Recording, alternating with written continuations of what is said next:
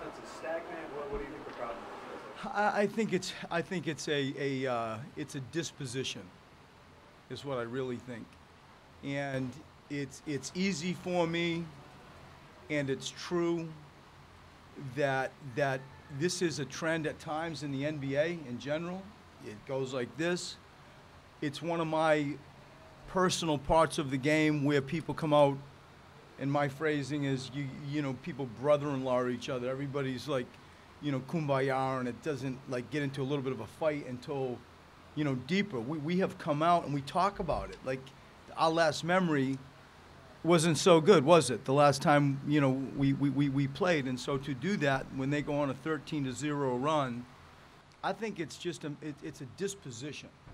And we need to get better. We will. That team that was on the floor was the best team sort of analytically in the NBA last year. I'm not going to reach too far, but it is something that we have to fix. Disposition. How do you get Joel to come out to start every game and play like he's matched up with Andre Drummond? I mean, he really does get excited to do that, doesn't he? And you know, when you look at, I mean, his first half stats, I think we spoke earlier. To me, like, I knew he was having a good game, and I look at what his numbers were at halftime, and you're like, wow. And to come in at the end of the game and have that many points, you know, 39 and 17, that is a dominant 23 free throws. I think that's my favorite stat out of all that. That is a mentality. That is a disposition. Does he seem different at all, like before the game, so when he's matching up with a guy like that, or is it just when he gets on the floor? I know he gets excited to play against other big men, you know, and Drummond is a big man. And they've had a personal, you know, sort of competitive, at times playful history, and I think just that matchup for those reasons got him excited today. Markelle went up for that dunk on Drummond, ended up going to the line for that. I thought Markelle's game was excellent defensively. I thought it's his second consecutive game that I felt like he was in it to mean it, and intelligent with his rules and reads in our game plan. And I thought that he was really just excellent defensively. He was okay offensively, but he really, I thought, was prideful defensively, and that is the area that you heard me pregame. You know, the judgment of TJ or Markelle, you know, ended up swinging his way this time because of his defense. Chandler tonight for the first time. What did you make of his 10 minutes? I mean, he knew, obviously, that there was minute restrictions. And so my mindset was for him to go, if he fouled out, he fouled out. Like, I was going to give him 10 minutes, going to use all those fouls, and it's not a problem.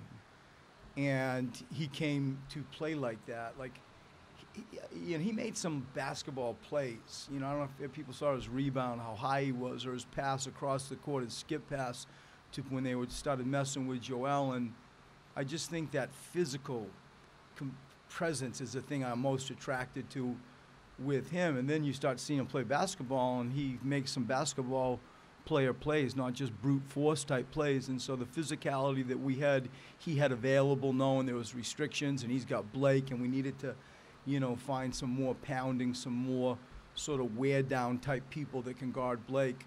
I thought in that capacity he was really good. All night, it seems.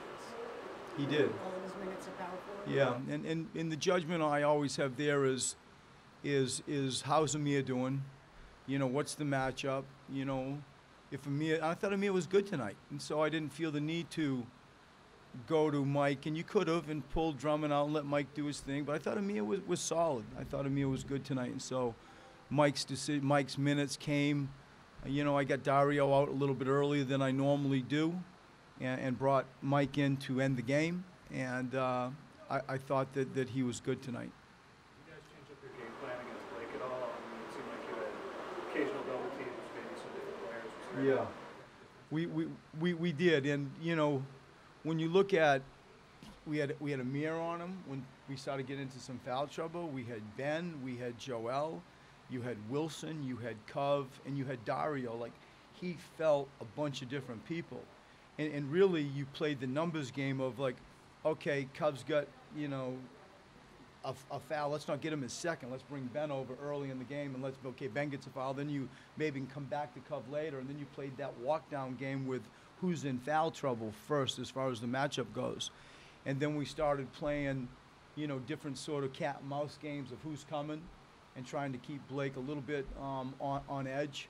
He still ended up with what do you have, 38, you know? But we tried to do different things, doubling him and different matchups on him from the first time that we played him in Detroit. Right, given Joel's production, not only the last couple games, but all season, what's next for his development? I'm always judging his fitness. I think that when he's got his legs and he's got his balance, and we all saw that thing in the first half where it was dominant. And then, you know, at the end, you know, maybe fatigue creeps in and we're a little bit careless with the basketball, or, you know, people get a hand on the ball to post, or there's a, you know, deflected pass. I think to maintain and grow his fitness is one.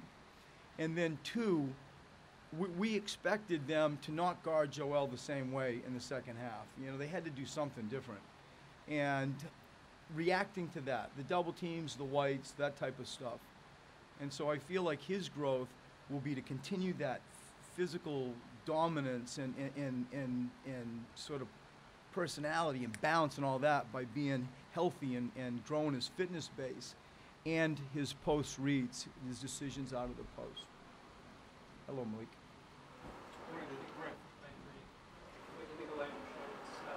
He just quietly jumping into this league. He really is quietly jumping into the league. And there is a consistency that he has shown where he has been steady. And, you know, sometimes he'll miss a play call and I'll bark at him and he lets me coach him and he's prideful.